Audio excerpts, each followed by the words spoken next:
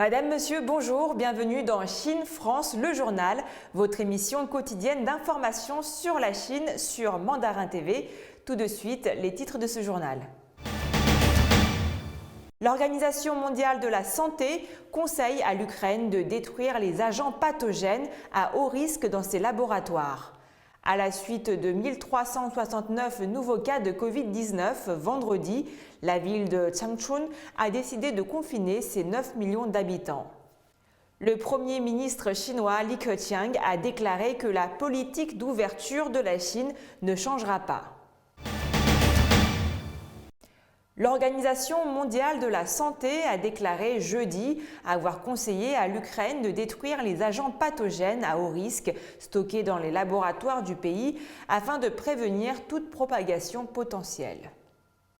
Dans une réponse envoyée par courrier électronique, l'Organisation mondiale de la santé a déclaré à Reuters qu'elle avait fortement recommandé au ministère ukrainien de la Santé et aux autres organismes responsables de détruire ces agents pathogènes ou toxines, mais n'a fourni aucune précision sur leur nature. Selon Reuters, l'Ukraine dispose de laboratoires de santé publique travaillant sur la recherche de maladies et a reçu le soutien des États-Unis, de l'Union européenne et de l'OMS.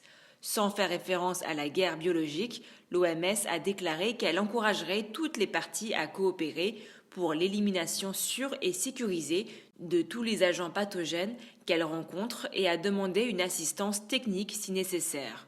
Jeudi également, Dmitry Polyansky, premier représentant permanent adjoint de la Russie auprès de l'ONU, a indiqué sur Twitter que le Conseil de sécurité des Nations Unies se réunirait vendredi à la demande de la Russie pour discuter des recherches biologiques militaires présumées des États-Unis en Ukraine. En raison d'une flambée épidémique localisée, la ville de Changchun, dans le nord-est de la Chine, a décidé de confiner ses habitants. Les 9 millions d'habitants de la ville de Changchun, située dans le nord-est du pays, ont été placés en confinement, ont annoncé les autorités locales vendredi 11 mars. Seule une personne par foyer est autorisée à sortir une fois tous les 2 jours, a fait savoir la mairie. Le variant Omicron est à l'origine en Chine de flambées localisées qui concerneraient vendredi 1369 personnes exactement au cours de ces dernières 24 heures, selon les chiffres du ministère de la Santé. Ce confinement est le plus important annoncé en Chine depuis celui de la métropole de Xi'an dans le nord du pays et de ses 13 millions d'habitants à la fin de l'année dernière. La Chine a annoncé vendredi 11 mars qu'elle allait introduire l'usage de tests antigéniques rapides du Covid-19 pour la première fois au moment où le pays connaît une flambée de cas à leur plus haut niveau depuis 2 ans en raison du variant Omicron. La Commission nationale de santé a précisé que des kits d'autotest seraient disponibles à l'achat pour les établissements hospitaliers et les citoyens auprès des pharmacies de détail, des plateformes de vente en ligne et d'autres canaux. La politique d'ouverture de la Chine ne changera pas, a déclaré vendredi le Premier ministre chinois Li Keqiang après la clôture de la 5e session de la 13e Assemblée populaire nationale. Quels que soient les changements de l'environnement international, la Chine maintiendra le cap d'une plus grande ouverture, a indiqué Li Keqiang lors d'une conférence de presse à l'issue de la clôture de la 5e session de la 13e Assemblée populaire nationale. S'il y a des changements, ils seront favorables à une plus grande ouverture de la Chine aux échanges, au commerce et aux investissements internationaux, a indiqué le Premier ministre chinois. Tout ce qui est favorable à l'expansion de l'ouverture de haut niveau, nous le ferons. L'économie chinoise a été profondément intégrée au monde, a noté le ministre. Les importations et les exportations de marchandises contribuent à plus d'un tiers du produit intérieur brut de la Chine et le pays est resté le 2e plus grand marché d'importation du monde pendant 10 années consécutives. La Chine a été également le premier négociant de marchandises au cours des 5 dernières années. Alors que l'économie chinoise continue de grimper dans la chaîne industrielle, la Chine dispose d'un potentiel énorme et d'un large espace pour la croissance de tous les types d'investissements, a expliqué le Premier ministre, promettant des conditions de concurrence égales à tous les types d'entreprises, qu'elles soient nationales ou étrangères. L'accord de partenariat économique régional global, le plus grand accord de commerce du monde, étant entré en vigueur, la Chine saisira l'occasion de faire progresser le libre-échange et demeurer une destination populaire pour les investissements étrangers, a-t-il poursuivi. Plus de 40 années d'ouverture ayant apporté des bénéfices mutuels à la Chine et au monde, Li Keqiang a qualifié cette politique de porte d'opportunité. La Chine ne la fermera pas et ne doit pas la fermer, a-t-il ajouté.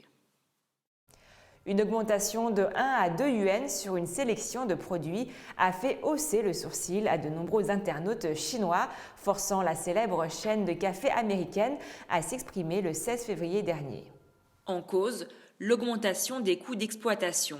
Si la hausse des prix était prévue depuis longtemps, le PDG de Starbucks Global, Kevin Johnson, a déclaré lors d'une conférence de presse sur les résultats que la société prévoyait de continuer à augmenter ses prix dans les mois à venir pour faire face à la compression des bénéfices causés par l'inflation et les problèmes du marché du travail liés à l'épidémie, entre autres l'augmentation récente du salaire des baristas et celle du coût d'emballage suite à une politique de promotion de matériaux respectueux de l'environnement. S'il y a un réel engouement pour le café en Chine depuis quelques années, percer dans le pays reste compliqué. Le 1er février, Starbucks a publié son rapport financier pour le premier trimestre de l'exercice 2022, performance du 4 octobre 2021 au 2 janvier 2022. Les ventes des magasins sur le marché chinois ont chuté de 14% au cours du trimestre et la moyenne des paniers moyens a chuté de 9% avec une valeur de transaction en baisse de 6%. En janvier 2022, Starbucks comptait un total de 5 557 magasins en Chine. Bilibili, plateforme chinoise de partage de vidéos, continue de creuser son déficit. Le 3 mars, la société, avec une double cotation aux États-Unis et à Hong Kong, a confirmé une hausse de 148% de son déficit au quatrième trimestre 2021 à 2,1 milliards de yuans, malgré un chiffre d'affaires de 5,78 milliards de yuans, soit une hausse de 50,55%. Celui-ci reste légèrement plus faible que ce que prévoit le marché. Selon le média chinois Caixin, l'élargissement du déficit de Bilibili est notamment dû à la hausse du budget consacré au marketing afin d'augmenter le nombre d'utilisateurs. En effet, sur ce dernier aspect, Bilibili a réalisé un très bel exploit. Elle compte 271 millions d'utilisateurs actifs par mois, en hausse de 35%, et 72 millions d'utilisateurs actifs par jour, soit une hausse de 34% par rapport au trimestre précédent. La direction demeure optimiste sur l'avenir de l'entreprise et espère atteindre un équilibre financier en 2024. La Chine va promouvoir la construction d'autoroutes rurales et améliorer davantage le réseau routier rural du pays cette année. Selon le ministère chinois des Transports, l'année dernière, l'investissement total du pays dans les autoroutes rurales a atteint environ 410 milliards de yuans, soit environ 65 milliards de dollars. Plus de 160 000 km de routes rurales ont été reconstruites selon les données du ministère. Tout en stabilisant l'efficacité des investissements dans les autoroutes rurales, le pays va intensifier ses efforts pour inspecter et contrôler les dangers des ponts et tunnels sur les routes rurales, ainsi que pour reconstruire plus de 5000 ponts dangereux afin de garantir la sécurité des déplacements des habitants ruraux. Les systèmes logistiques seront davantage améliorés pour étendre la couverture des services express dans les régions rurales, a noté le ministère. C'est la fin de votre émission. Merci à tous de l'avoir suivi. Je vous souhaite une très belle journée ou une très belle soirée sur Mandarin TV.